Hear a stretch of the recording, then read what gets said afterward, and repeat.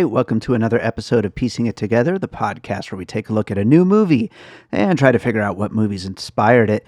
And today on the show, we are talking about Alien Romulus, the latest film in the Alien franchise, this time directed by Fede Alvarez.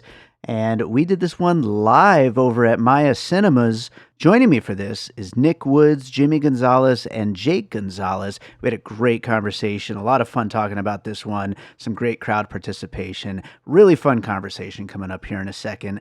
And thank you so much to Maya Cinemas for having us out, and thank you to everyone who showed up to the live show. We got another one coming up on September 5th on Beetlejuice back over there at Maya Cinemas. So check the show notes for your chance to win tickets for that. I hope to see you there as well. Before we get to the conversation, I do want to remind you, as always, to make sure you are subscribed to Piecing It Together wherever you listen to podcasts. You can follow us on social media at PiecingPod, join our Facebook group Popcorn and Puzzle Pieces, and don't forget we do have a Patreon, the Produced by David Rosen Patreon, where I post bonus and advanced content for Piecing It Together, including video versions of some episodes, including this one. So if you're about to listen to this conversation, you're like, I'd rather watch these guys and I couldn't make it out to the show, you know, hit pause, go over to Patreon, patreon.com/bydavidrosen, that is, and sign up. Starting at $3 a month, you get access to all of the bonus and advanced content, and that includes a video version of this conversation and a bunch of other episodes as well. Also stuff from Awesome Movie Year and from my music career, so check it out if you want to support the show, and otherwise just keep on listening to the regular episodes. I very much appreciate you being out there. So with that said, let's get into our conversation about Alien Romulus. All right, well, we are the Piecing It Together podcast. We're about to talk about the movie we just watched, Alien Romulus. But before we get into the show, I want to introduce my guests. So first up, first time on the show, Jake Gonzalez right here. Jake, introduce yourself to everybody. My name is Jake Gonzalez. Basically, my passion is to watch films and review films. And I'm on Letterboxd, and I pretty much just review every film I see. And I'm addicted to films. So that's pretty much it. You're in good company here, so absolutely. And then right there next to him is Jimmie Gonzalez, Jake's dad. Happy to have Jimmie back on the show. Introduce yourself to everybody. Yeah, thanks, guys.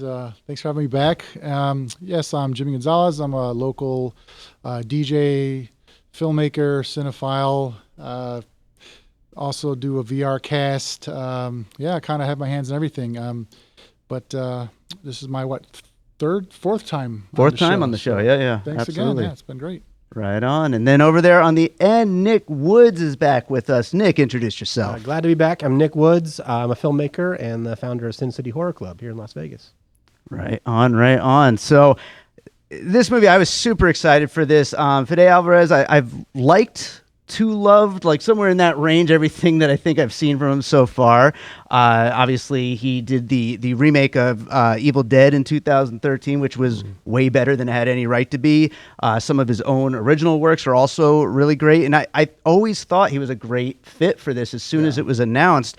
And we're going to get into it as we get into the conversation, but I'm a little mixed on this overall, but overall I still think he was a great fit for it, and he brings exactly the energy you would hope for this. Before we start getting into the whole puzzle piece thing, I do just want to ask you guys how you feel about Fede Alvarez as a director and his work in general. So, Jake, let's start with you. So yes, I have seen the Evil Dead remake. Personally, I thought it was gory, and that's kind of what those films need to be, so it was pretty disturbing. Probably more than the original by Sam Raimi, because that was comedic. Yeah. But his was just kind of unsettling in a way. But yeah, I thought it was an effective film. I'm kind of mixed on that, to be honest. Yeah. But overall, it's effective horror, I'd say, yeah. Right on. What about you, Jimmie? Let's just make Fede Alvarez the official remake and sequelitis or sequel person or director, because man, I think every time he grabs a hold of one of these franchises, I think he kills it. I think it shows that he gets the franchises. He gets it. Yeah. Yeah. So he's definitely. I'm with you on that. What about you, Knik? I actually don't have that strong of an opinion about him. I've seen the Evil Dead remake. It was fun, but my only interest was really the fact that they're bringing back the whole retro tech thing and all of that, honoring that part of the legacy, and I thought he freaking did a killer job doing that. So right on. Well, For those of you who are here who have not heard Piecing It Together before, what we do is we talk about a movie through the lens of what other movies might have inspired it, and we call those movies puzzle pieces, and I always like to kick these off, just get right into a puzzle piece.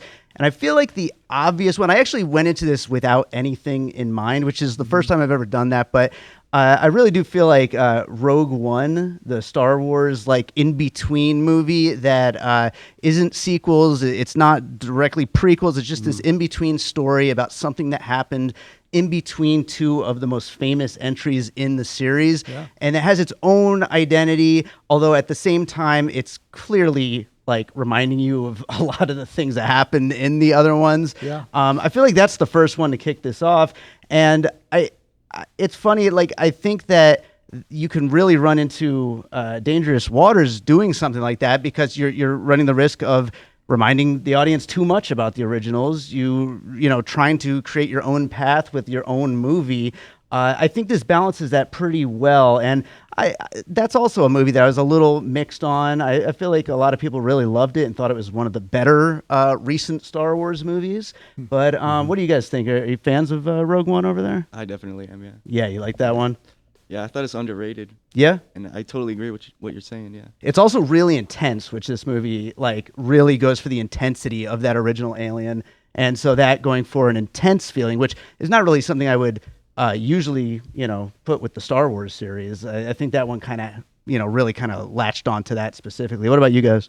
Rogue One. I mean, I think everybody. I haven't met a Star Wars fan that didn't love it. Yeah, you know, it's not my favorite per se, but I thought it was a really solid entry into the series, and the fact that they have one of my favorite things about Rogue One, which actually this film does well as well, is introducing new characters that aren't like from other films, and they still are memorable. Mm-hmm.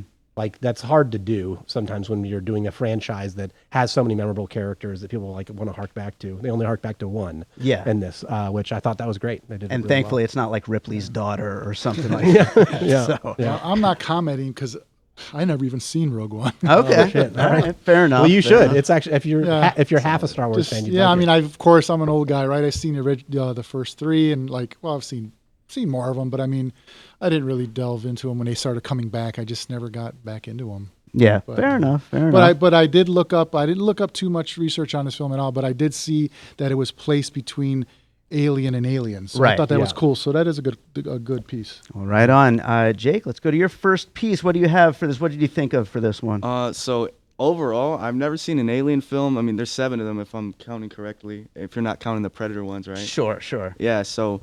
I never seen them like introduce a kind of like dystopian landscape, you know, like in the beginning. So I kind of want to say there's a lot of dystopian films to choose from, like Blade Runner 2049. I don't want to say another Ridley Scott film because that correlates with the first Alien.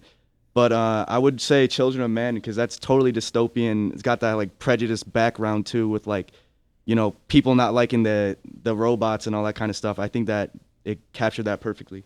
Yeah, I think that's a great way to get into this. I think that's kind of a good jumping off point. A slight tangent, but they are making an Alien TV series now. Noah Hawley is creating it. It's called Alien Earth, and it's right before the first Alien movie. And I think that's going to show just how screwed up shit is on Earth at the time. And so I think that's going to get into a lot of that same kind of vibe there, the Children of Men thing. I hadn't thought about it until I saw it in this film, but I loved the fact that I didn't realize we'd never seen what civilization is like outside of their spaceships. Yeah, right. All these are guys are either Marines or private contractors on missions, and we actually get to see like what life is like for normal people. And I thought they killed it with like portraying that. And of course, all the brutalist architecture and stuff like that really landed for me. Yeah, I don't want to give away a piece, but I was Blade Runner is a good dystopian for me because I really like that opening future setting. Like seeing the people, seeing like, of course we didn't have the big signage and neon signage and stuff like that, like in Blade Runner, but I really like how you can see the people on the streets and just the way it must have been at, you know, during that time. And so that was really cool to see more characters, you know, extras to say, right? For an Aliens film. It was great. Absolutely. Well, Jimmy, let's go to another piece. What do you got next? Yeah, so I had Spielberg's Artificial Intelligence. Oh, sure, yeah. Just because of the connection between Rain and Andy, it gave it a lot of heart, I feel. There was a really good connection between them two that made you care, you know. Yeah. I forgot the name of the character. I was going to look that up, but in the first Alien, which of course we've seen in this film, the synthetic, but it was nothing that doesn't hold a torch to Rain and Andy's connection in this film. I really liked how they brought some heart into it. Yeah, and I was very bummed that we weren't getting the conclusion of the David story of Ridley Scott's prequels. But I'm glad that they brought a different synthetic story here, and I think it's very effective. It's not the conclusion of the David story, which we probably will never get, but at least we're getting a different point of view of how humans synthetic. And them, how they interact. Sympathy, So, great one to include here. I like that a lot. Nick, let's go to you. I guess I'm the one that always references a video game in this podcast. We're not supposed to, I guess, but I can't help it. If Alien Isolation, the video game, hadn't been made, I don't think this movie would have gotten made. That film, I mean, that game it's awesome. But there are so many things in this film that pull directly from that video game that actually aren't pulling from other Alien movies, surprisingly. Of course, all of the retro tech stuff, that video game showed that was marketable, that people wanted to see that, right? Also, the whole, I have to get this gadget into this thing. Oh, it doesn't work. We got to get this other gadget to make that work. That's literally how the video game functions. Yeah. And that's how the story was structured. Yeah. So I was like, wow, they're doing it. All of these things that I loved about that game that work, they're actually putting it in film form. Yeah. I thought that was really cool. So I was pretty stoked to see all of that because I was immersed in that video game when I played it. I thought it was so great. So.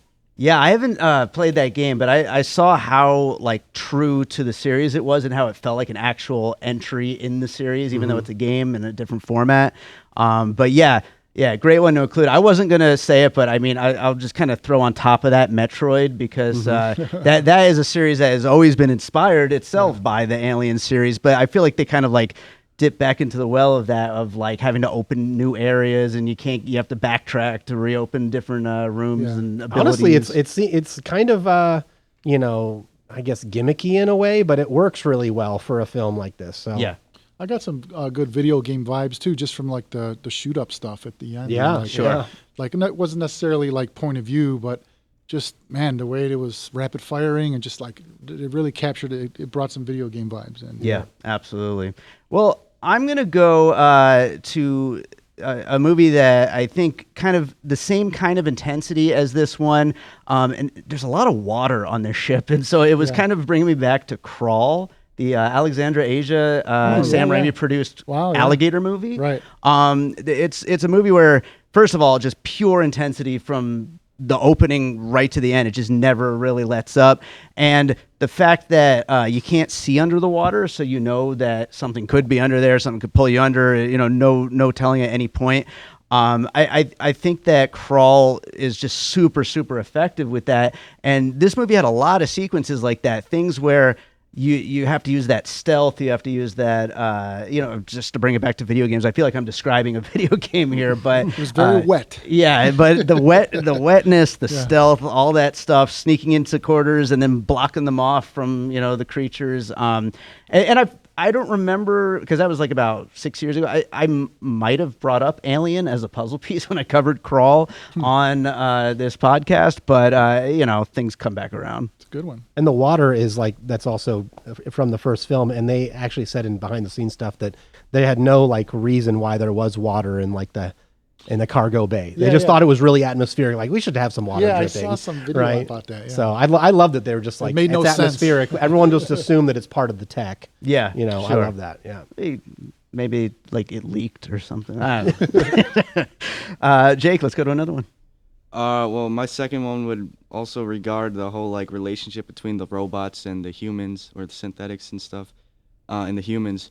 And I just want to say Fantastic Planet, the French animation film, because I just feel like that kind of captured the whole turmoil between two races of people that kind of keep fighting, and there's wars and stuff. Not that there's any wars between the synthetics and the humans, but there was that unsettling attributes concerning both of them, they weren't getting along and stuff like that. So yeah, and there's an uncertainty of who can trust who, between them, and what their goals are and all that. And that's a great movie, and an interesting pull here for that particular kind of relationship.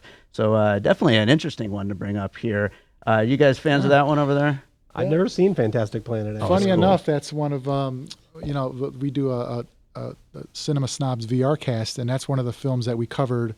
That's on our next episode, which should be dropping soon. Nice, but right? We covered that. Yeah, we covered that film, which he recommended for me to see. I never seen it. Oh, okay. I knew of the soundtrack. It's an amazing soundtrack. Oh God, yeah. And he pulled that one for me. I'm like, okay, I'll watch it. So it was amazing. Yeah. Speaking of which, quick tangent, but Benjamin Wallfish, I believe his name is, the composer here. Right. Fantastic score in this great movie. Score. He really Blade Runner 2049. He put his hand in there with Hans Zimmer, I see. Yeah, absolutely. Yeah. Well, Jimmy, let's go to another one. Okay, I'm glad no one said this, but Eight-Legged Freaks. the relentlessness of the face huggers. I'd never seen them move so fast and so many. Cool. So many of them on the attack, and it just gave me the vibes of like Eight-Legged Freaks, where it's just like they're coming from everywhere and they're coming fast. Yeah. So that was really cool to see that in this film, because I don't think face huggers never did so much, right? Now the other Alien films, or am I missing one? I've never seen a swarm like that. A swarm, before. right? No, Right. it's always been one lurking in the shadows, right? Yeah. I could have said arachnophobia, but no, I was like Eight-Legged Freaks was way more. Yeah. What was the one this year? Not Sting, the other spider-based movie, the French one. I can't think of the name, but what was it? Infested. Okay. Yeah. That's a great movie. That director's doing, speaking of Evil Dead, doing another Evil Dead, I think next year. But nice. As far as like lots of little creepy crawly things just all over the place. Yeah, that they were is a coming good from one. everywhere. So, right on. Nick, let's go to another one. Digging deep. Can't believe I'm saying this. I really felt like that CGI Ian Holm. They're really pulling from Mummy Returns with that Scorpion King face. Oh no! Really inspired by that shitty CGI face. I'm sorry, man. But I was trying to think of one, but that's. Man, It's weird because when I saw it, I was like, okay, this is gonna be my puzzle piece. What is the first time we saw a really bad CGI face? No Scorpion King in Mummy Returns. Oh no! It was good in some scenes, and then in some scenes, it just kind of the magic wore off a little. Everything about this movie I really enjoyed, and I saw that, and I was like, damn. I love. And that it's creature. just a matter of money, because all the movies that have good CGI faces, they just drop a shit ton of money into the CGI department and get it right. Yeah. Well, regardless of CGI, what did you guys think about having that character come back like that? I didn't like it. Didn't like it? I feel like they had a pull from the original. I'm like, dude, it should have stood by itself. You know, like it had potential. It could have been like Rogue One. They didn't have to reference, I don't know, Luke Skywalker and all that kind of stuff. I mean, that's it's the like, fan. It's like, it really did not need that. And then they brought back the iconic line from Aliens, "Get away from her." You know, like, come on, really? Like, I mean, it got some claps in the theater, but I thought it was kind of unappealing. Like, but Rogue One did do that as well with Princess Leia, and I hated it in that movie too. Yeah, So, but I mean, like characters that actually. Yeah, he was doing a lot. Like a nod, like that was like he was in there a lot. Right. That's Yeah, the yeah. main character. And it could have been any other android, and it would have sold it just fine. You know, it didn't. Have to I be. actually really liked that, and I was telling my wife, I'm like, I hope this actor got paid. I'm not sure if he died, but Ian Holm. Yeah, is he still around? I'm pretty sure he's living. But it's like this is the away. example of like what AI is gonna do. It's gonna like take your face and you make tons of movies in the future. I noticed in the end credits said thanks to the Ian Holm estate. Okay, So- yeah, Oh, good. okay. Yeah, so I mean, I'm sure they worked that all out because of the SAG deal they made, you know. But yeah, much deserved too, though, because this is the kind of stuff we're going to be seeing. Yeah. And I thought it looked pretty good. You know, of course, it was obvious that it was not him, but I mean, it's going to get better and better. Yeah. So I actually liked it for that reason of the technology end of it, you know. And yeah. Well, this is just a small one, but when they first get off of their home planet, or planet where they're kind of stuck on, and they see the sun for the first time, it's the first time Cailee Spaany's ever seen the sun. Yeah. I thought of The Matrix. Was it Reloaded? Whatever the third one is, Resurrections. But when they finally get to see the sun after having been on the underworld. So it's just a small one, but I just thought of that, and I think that they're kind of similar series too, like in the way that they keep adding on all kinds of new lore each time around and everything like that. But that was just my main little like kind of connection there. Yeah, I didn't see any. I mean, is that another time you first seen the sun in an Alien film? Like the brightness, Probably. Yeah. So yeah, that definitely was original in a breath of fresh air. But I couldn't have think of a movie But that's a good one. What Yeah, was very the good. science behind it? The fact that there's just layers and layers of clouds around the whole planet. Yeah, when They're just they enshrouded. panned out and they showed the planet, I mean, it was fucked. for Yeah, lack of yeah. a better I mean, word. I didn't know if it was something else, or if it was also debris because there was the belt. So, but yeah, I guess that's what it was. all Yeah, just absolutely. layers of clouds. Well, let's go for one more, Jake. This is like extremely low-hanging fruit, but I gotta say 2001: A Space Odyssey, because the opening, I know that a lot of alien films, especially the original, open capturing like the silence of space, but Yeah. I was not expecting Alvarez to do that, because he's kind of like an action filmmaker, and in that case he did make a good action film with Romulus. But the capturing the silence of space, and like the gravity aspect of it, with like the greatest scene of the film, the acid scene. Yeah. So I'm gonna say 2001, even though much different films with much different tones, but just that alone, yeah. Oh yeah. Yeah. I was also thinking of it with Rook being kind of confined to one space because he can't walk, so Oh, he's yeah, kind Hal, of yeah. Hal-like, True. because he's basically a computer at that point since he can't move. Yeah. And then that acid scene was really And he's definitely great. pulling the all the best, yeah. strings too, like Hal too. That's a good point. Yeah, absolutely. One more from you, Jimmy. Well, my first one I wrote down because it was the first thing I really caught. Was I put Attack the Block just because of the banter between the English characters. Yeah. I thought that was good. There was a lot of really good comedy in it. I thought it was a really good setup. I liked the characters. Yeah. And I liked the banter they had, and it just reminded me of like, English people going through some crazy alien shit. So Absolutely. I was thinking about it too, actually. So I'm glad you brought it up. Yeah, it's such a great little group of characters, and Yeah. they deal with things a little bit Teenagers, differently too. Yeah. than anyone you would have seen in like the 80s or early 90s in one of these kinds of movies. Yeah. So yeah, it was like an absolutely. international vibe too. I Yeah, liked it. totally. What about you, Nick? One more. Last one's going to be Species 2 Oh, sure. because of the freaking her stomach getting like huge in like a matter of minutes. If you've seen the birth sequence in Species 2, Oh, I never saw she it has too. she has sex with the guy and literally she steps out so the other girl can have sex with the guy, and her stomach immediately Yeah. and the alien comes out like seriously in a matter of minutes. And I remember I think I was 14. I was pretty horrified by that. Yeah, that sounds about right. So, Well, but it felt very inspired by that moment. I was thinking of The Fly, but that was like really, really bad effects for the for the time it was good, but as far as the birthing scene. I was thinking of Men, which came out in 2022. Oh, There was sure, a really weird like birth scene, much different, much Oh, yeah. crazier.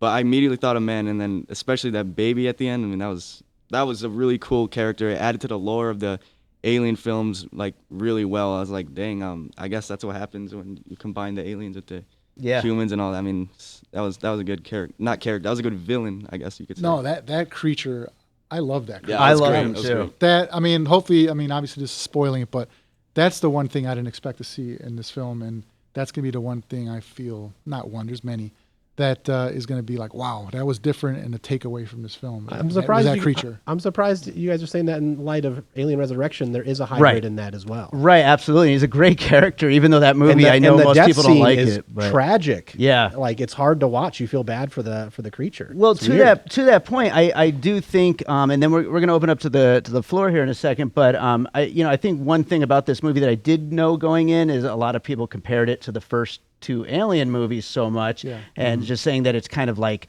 playing the hits almost in a way. But I think it's got all four of them. It's got the bleakness of Alien 3, and then it's got the creature at the end of Resurrection. So I don't know why this would have made any sense at all, but I thought it was going to be Michael Fassbender's his David character. I Don't tell me wish. it's going to morph into that guy. That would have been kind of cool, actually. we should be so lucky to get him back. But yeah, I want to open it up to the floor, see if we have any puzzle pieces out here in the crowd. Does anybody have anything that they thought of that we haven't brought up here? Anybody have anything?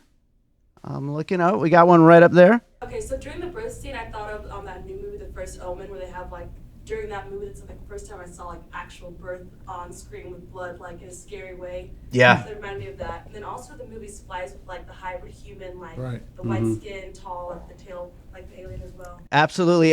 So Splice, we talked about Splice too, but I was thinking about the Splice creature mixed with the engineers from the Alien prequels. Seems to be kind of the design they went Look, for with yeah. that guy. Like it's like a little bit of both of those two kind of things. But yeah, the First Omen though, that whole birthing scene is like just so violent and awful, you know. Yeah. And so, and I think that's, again, to go back to what we started this talking about, Fede Alvarez. I mean, that's kind of his bread and butter, is just awful violence. Oh you man, know? that's he killed it. Yeah, absolutely. So great ones up there. I think I saw a hand over here. Yeah, the Carrie Fisher's likeness was used, you know, in a pioneering way. Yeah. I forget which movie, but she had already died, and they put her back. Maybe it was Rogue. I don't know. It was After she died, it was.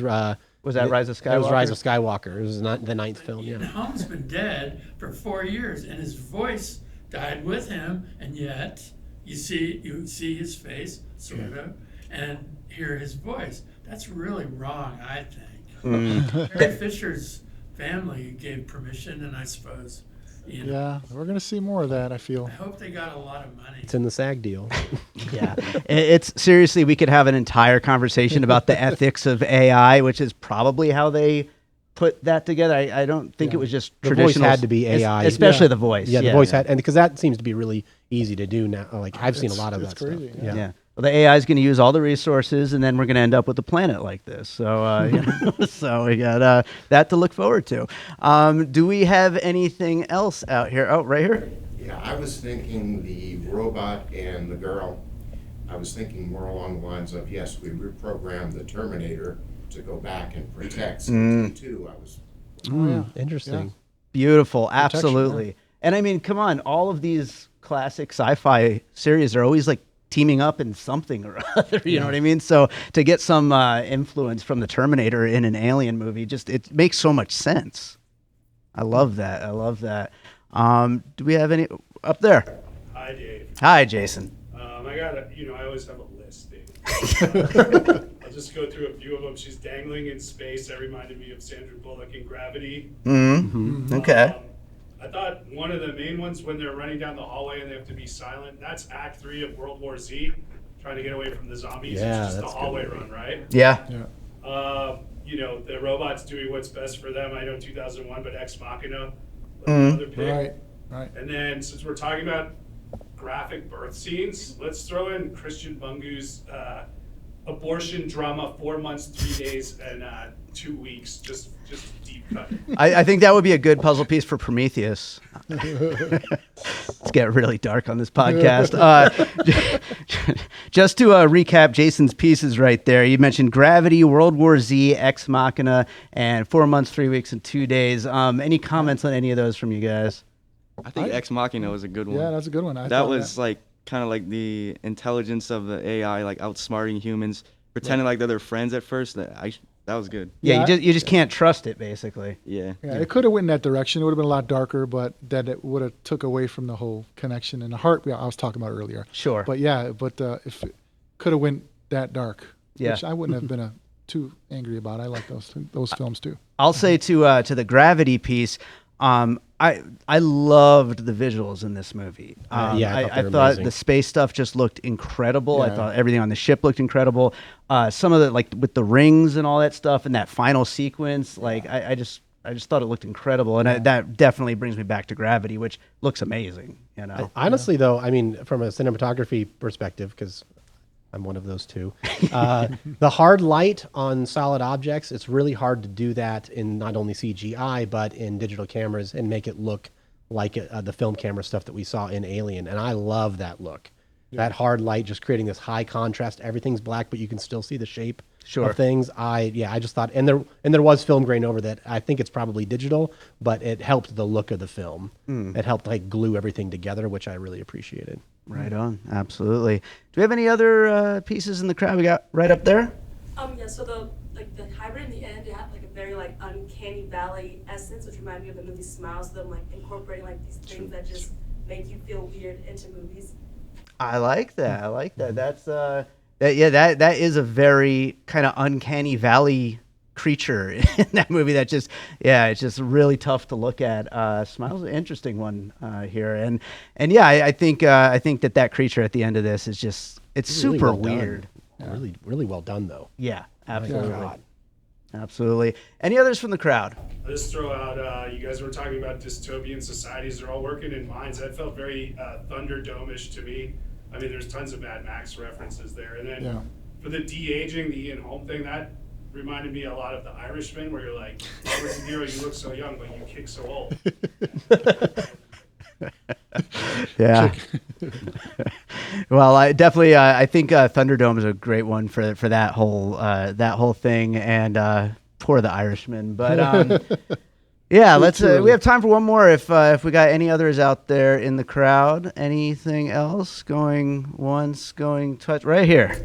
So this isn't really a puzzle, but I was really expecting Fede Alvarez to get references from Dead Space because it's very Dead Space, is inspired heavily by Alien, Event Horizon, etc. I was really expecting the Isabela Merced character to birth into a necromorph, because you saw the rat in the lab becoming like a xeno, but instead it was her baby. So I had this weird thought, it's pretty disgusting. Like maybe she becomes like an alien, and then the baby comes out or something eats her, or becomes the antagonist of the film. I was expecting more I was really hoping that he would throw in some of the aspects of using engineer survival tools to fight against the aliens rather than just having colonial marine weapons. But it's a great film. It's fun. I was just expecting, since he took ideas from Isolation, maybe he'd splash in a bit of Dead Space. Yeah, I was thinking about Dead Space as well, and yeah, you're right. I think her just a really gross metamorphosis would have been pretty damn great, absolutely. But we got a pretty great creature too, so yeah, I think it's a good place to wrap it up. Let's get into some closing thoughts. Jake, anything you want to mention to wrap it up? Yeah. So ultimately, I think the film, technically, we're talking about practical digital effects, really, really successful. I mean, as the seventh film, not bad at all, I'd say. It really could have been pretty disappointing, but when Alvarez was doing it, I knew that he'd handle it pretty well because, as you guys say, he really does understand the fan bases and what to do and what not to do. He kind of missed with that Ian Holm thing, not gonna lie, but overall it's entertaining, and I think it did what it was supposed to do. Right on. And Jake, you're obviously younger than the rest of us. Where does Alien, for someone your age, when you go back to the original Alien, how do you feel the pacing and stuff like that fits for you? Not gonna lie, I seen Alien pretty early. I dozed off, not gonna lie, but then I just loved it. I knew there was something great there. Then I've seen it 4 or 5 times after that, and I truly think it's one of the best films ever made. Yeah. So. Right on. Jimmie, how about you? I feel this is a real return to form for me. I didn't even see all the Aliens. I actually tried watching. What's the other one? The first one with Prometheus. Well, no, after Prometheus. The sequel. Alien Covenant. I couldn't finish it. I mean, just wasn't digging those. I like the horror element of the first Alien, and the second Alien was a little popcorn blockbuster. This one, I thought it might even be my second favorite Alien. Okay. Because Alien 1, of course, then this one, then Aliens. Yeah. Aliens was just it's a great film, but I mean, I don't know. I like how bloody and gory and disturbing, and this one did it for me. Well, I think that's interesting too. These movies, they're all so different from one another. And I was worried going into this that it was just going to be Alien and Aliens kind of thrown in a blender and the same things. And I feel like I said, it's got Alien 3 in there. It's got Resurrection in there. It's got a little bit of the prequels, but not really that much. I wish I had more of those because I'm a big fan of the prequels. But it is all of it, but it's also its own thing too, just like the other ones have always been its own thing. Yeah. So, Nick, how about you? I was glued. I was so in it until the Ian Holm character, and it really, because everything was so seamless, and I was stoked to see the opening sequences with them being on the colony and how epic it looked. Holy shit, this is a big movie. Hell yeah. We're actually seeing lots of people because everything's been secluded. Yeah. So yeah, it was the Ian Holm thing was a big whiff for me. Everything else I really enjoyed. I don't mind callbacks in these films because to some degree you can't really avoid them. Yeah. So when people bitch about that, I'm kind of okay, whatever.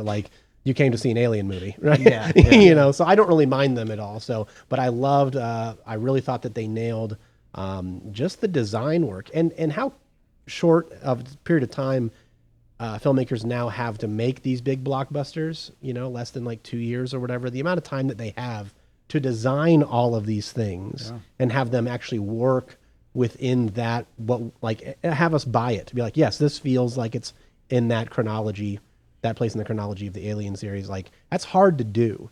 So I have massive respect for the design of the movie. Yeah, right on. Yeah, and I would just say, to go along with that comment, I already mentioned the score. I mentioned the look of it all. The sound design is incredible. I think this movie technically is pretty damn incredible. Great team all around. Story a little, mixed on. It doesn't really move things forward in any particular way, but it's still fun, and mainly on the technical aspects. I just really loved all of that. So as a big fan of the series, though, let me ask you, David, where do you place this one? Can you rank it yet? It's too early.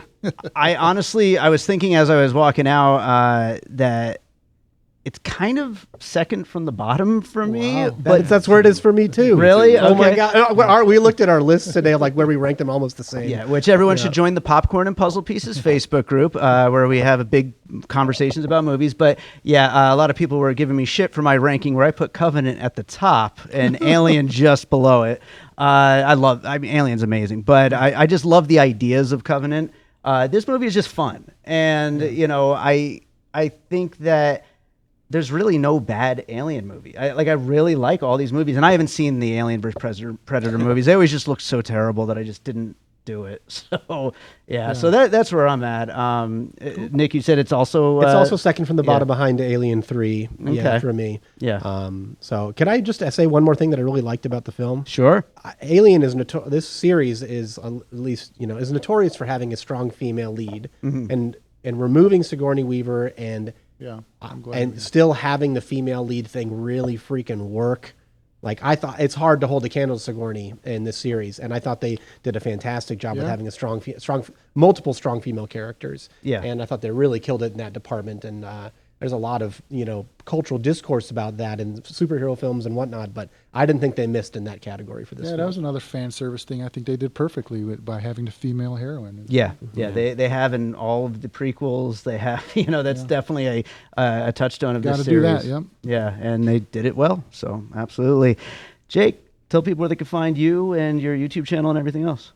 On Letterboxd, my name is just Jimmie Gonzalez, and my YouTube is called Speaking on Flicks. I don't post on there consistently, but whenever I do, I usually like unbox Criterions and talk about films, like do essays on the film. So yeah, right on. That's it. Right on. How about you, Jimmy? Well, I'm on Instagram. You can find me at SpaceToonz, SpaceToonz. I usually put what I'm up to as far as DJ work. And also, currently, Jake and I are doing a show called Cinema Snobs VR, which is we do a VR cast based on our screenings we do every Saturday, which is on big screen. I don't know if there's a lot of people using the Oculus out there or the MetaQuest headsets, but you can go in our virtual movie theater, so people from all over the world could jump in our virtual movie theater and watch films with us. And that's every Saturday night at 11 p.m. And then we also do our VR cast, which is, we're on episode 2 now. And like I said, the next one is going to be Aliens and Fantastic Planet. Not Aliens, I'm sorry. It's Alien, the 1988 sci-fi thriller movie. So we basically talk about what we've seen in virtual form. So it's kind of like the format of Siskel and Ebert at the movies, but we are in avatar form. Nice. So that's how you can watch our show. Future, right? We're already in it. That's cool. Beautiful, beautiful. What about you, Nick? My name's Knik Woods, and you can find me on Instagram at Ghost Chaser Nick, or you can find Sin City Horror Club. I strongly encourage you to follow that one more. That's our local Las Vegas horror club where we do monthly showings of horror films on VHS. So follow Sin City Horror Club on Instagram or Facebook. What do you have coming up next? Oh, man, this is going to be... I can't believe we're doing it. We are going to show the double cassette of It from 1990. It's going to be a long evening. We have not done a 3-hour movie, and I'm just like, dude, no one's ever seen it in a theater before. Very few people, I think, have seen it in a large group. I was like, we're just going to do it. So yeah, we're showing it. Beautiful. That's awesome.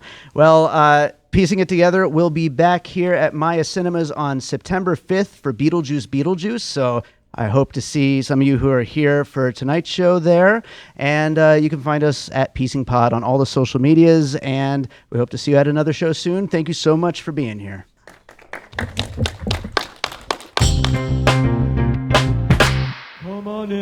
Hi, this is Wax Trax Records here on 2909 South Decatur. We buy all your old 45s, your old albums, any type of music memorabilia. Also, we sell music memorabilia, albums, CDs, and a lot. Come on down to Wax Trax, 2909 South Decatur, or give me a call at 702-362-4300. Thank you very much. All right, so I hope you enjoyed that conversation about Alien Romulus. Thanks again to Maya Cinemas for having us out. Thank you to Knik Woods, Jimmie Gonzalez, and Jake Gonzalez for joining me on that one. And thanks to everyone who showed up to the live show. And of course, thank you to all of you who are listening right now. If you're enjoying Piecing It Together, make sure you are subscribed wherever it is that you're listening. Maybe drop us a little 5-star rating and review. That would be very helpful to make sure more people check out the show. And we could keep doing fun stuff like all these live shows and everything. So you could also follow me on social media at Piecing Pod, join our Facebook group Popcorn and Puzzle Pieces, and I told you about the Patreon at the top of the show, but just a reminder, it's patreon.com/bydavidrosen. If you want to support the show, you could do it over there. Also, just keep listening, keep sharing the episodes that you enjoy, and if you think of any puzzle pieces for a movie we cover, like this one that we didn't mention, get in touch. I'd love to hear from you. I'll read your puzzle pieces on the next trailer episode, and I love hearing from people, hearing what movies these movies reminded them of, and it's a great way to get the door open to all kinds of new voices on the show. So send them in, and yeah, that does it for today. Let's close this out with a piece of music like I always do. I've got plenty of outer space type stuff that I could go with for this one, but instead of doing that, I'm just going to go with the latest in my 24 for 2024 series. This song just came out on Spotify, Apple Music, all those places. It's called Careless. I'm releasing 24 singles in 2024. This is the 16th of those 24 singles. We're almost to the end. Wow, it's crazy. But it's a lot of new music coming out this year. This is one of those tracks. Hope you enjoy it. We'll be back with more Piecing It Together real soon.